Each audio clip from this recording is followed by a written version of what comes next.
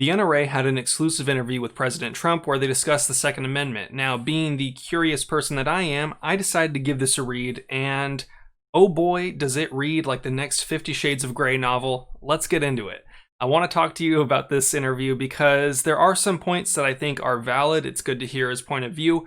However, I want to critique some of the things that he said because it is important to be critical of your elected officials, regardless of whether or not you agree or disagree with them.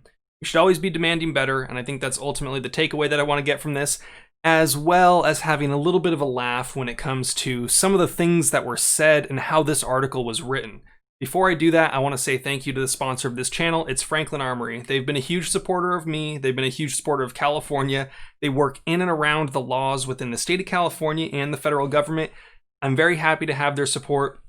If you are in California, please check out their CA7, 11, and 12. There are 3 California AR-15 pistols that are on the state-approved handgun roster. Never would have thought something like this would have existed, but here we are. I'm so thankful to have their support. Now let's talk about this interview. President Trump praises NRA members in exclusive interview, a critical vote for freedom. These first 2 paragraphs are basically just from President Wayne LaPierre, as well as an executive director, basically saying how great it is that Trump is a member of the NRA and how cool he is, how much he values the Second Amendment. We'll get into that in a second. Now here's where it starts to look like an erotic novel that a boxed wine enthusiast might enjoy. A white door opened across the Oval Office, and President Donald J. Trump stopped in the doorway, backlit by windows on a bright summer's day. Energetically, he tapped his fists on his thighs as he surveyed the people waiting for him in the white room with the golden drapes and the pantheon of paintings of American history's iconic leaders like Abraham Lincoln and Benjamin Franklin.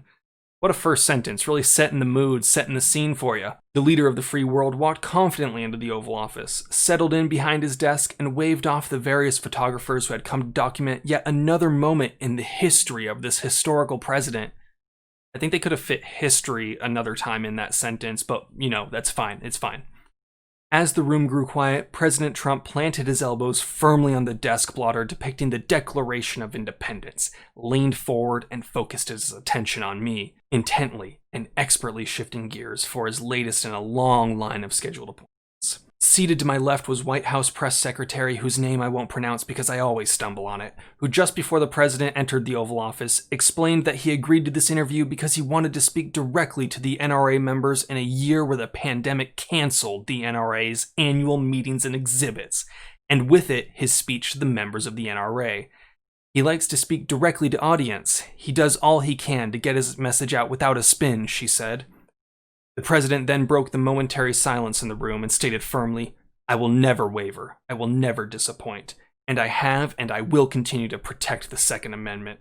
Excellent first sentence. Really just hit it hard right off the rip. And now here is really where it gets very sexual. I was struck with the powerful conviction with which he delivered the statement. Strong, clear, and concise straight talk from a man who unabashedly and confidently means what he says and says what he means. Promises made, promises kept. So he did, in fact, according to this guy, mean it when he said, take the guns first, due process second, that he doesn't like suppressors, and that he wanted to ban bump stocks. Okay, cool. Just glad we're on the same page. Thank you, Mr. President, I said with my eyes still locked with his. Wow, you could feel the sexual tension in the air just from that sentence.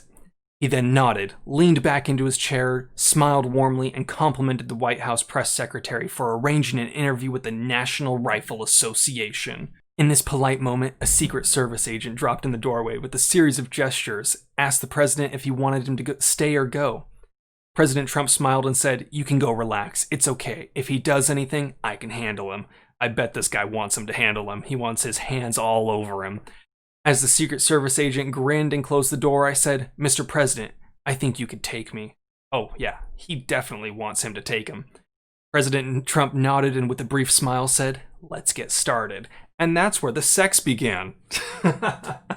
And now here's where it really gets to a point that I actually want to talk about. I've been very critical of Trump at many points in time when it comes to the Second Amendment. I've been very critical of the NRA when it comes to the Second Amendment many times, and those are all for good reasons. But there's one thing that I think we need to recognize, and it's this paragraph here. It discusses the concept of him getting judges in various federal districts and on the Supreme Court. The Supreme Court is obviously very important because they're the ones that have the final say of the matter, and we saw recently this year where 10 cases, and actually another one recently was let go. They chose to not hear it at the Supreme Court, which was unfortunate. We had cases like the handgun roster, the assault weapon ban in various states, concealed carry permit may issue schemes for various states that all could have been heard but were chosen not to. It's very unfortunate. Hopefully, if we get another more constitutionally respecting justice in there, they would allow us to have a case that would give us back our freedoms, because while state can, or the federal government can, sign away your rights with the stroke of a pen over one day, apparently it takes 10 years to get a court case to the Supreme Court, and that's just wrong. But hopefully we can get them back without having to make the decision of breaking the law.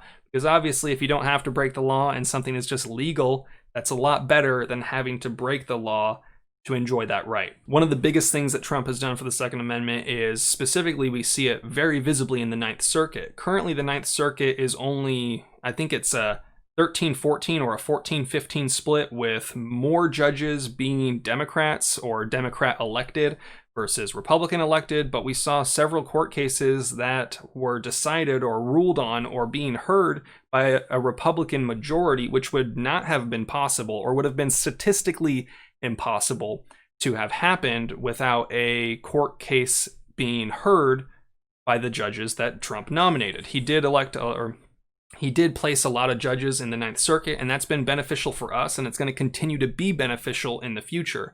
And we do definitely need to recognize that. Then it says, I then said, Joe Biden's campaign website includes 11 pages of bullet-pointed bans and restrictions on our Second Amendment rights. How will you show people the stark contrast between your agenda for protecting freedom and Biden's goals for destroying it?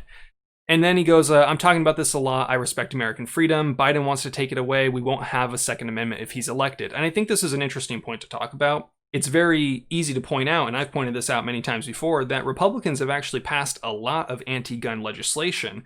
One of the biggest ones was Reagan signing the ban that allowed no more people to produce full auto firearms in the states because guns bad. There's been a whole lot of cases where Republicans have banned guns. Trump himself, through action through the ATF, got bump stocks banned, which we're really not pleased about, and we haven't seen anything happen yet as far as his response towards the honey badger, with that whole debacle, with those being classified as SBRs. We need them to rein in the ATF, and we need them to stop passing these anti-gun bills, but ultimately, at the end of the day, Trump banning bump stocks sucks, yes.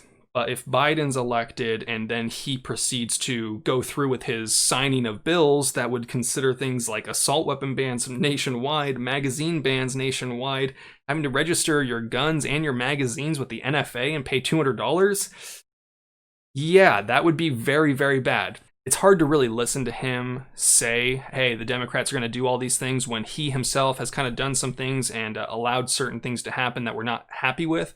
But ultimately, it's still better.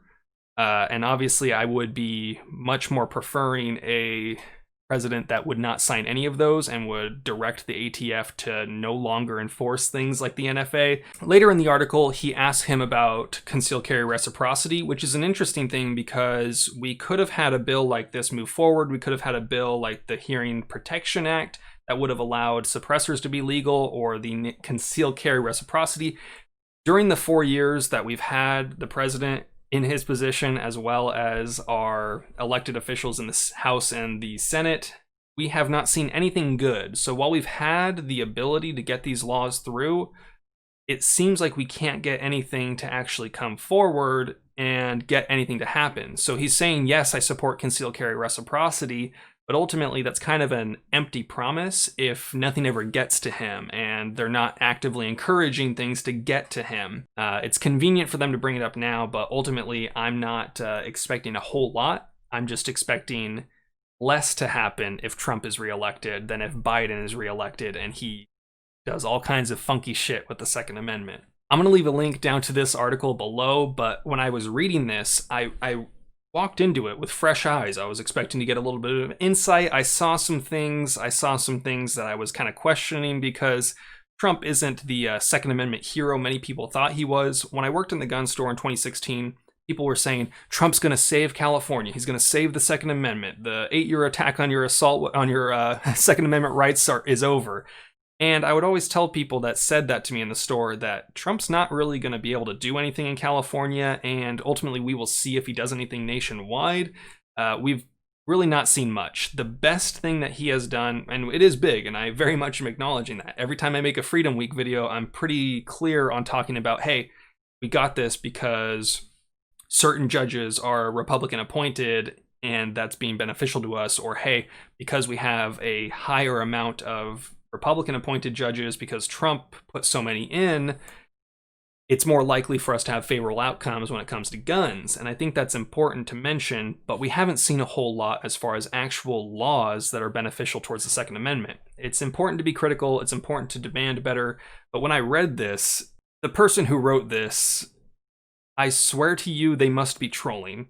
They wrote what appears to be an erotic novel, and I was uncomfortable from start to finish. I hope you enjoyed this video. I hope this kind of takes the edge off. I know there's a lot of negativity out in the world. There's a whole lot of confusion, a whole lot of people panicking and shit like that, and I just hope that this was something that brought a little bit of information, a little bit of light-hearted fun to your day. If you have a chance to read this article, I want you to go in, copy your favorite line out of context and put it in here, and we'll talk about how sexual it is, because goddamn, you could cut the sexual tension between these two men with a butter knife. You guys know the drill. Have fun, be safe, stay dangerous. Peace.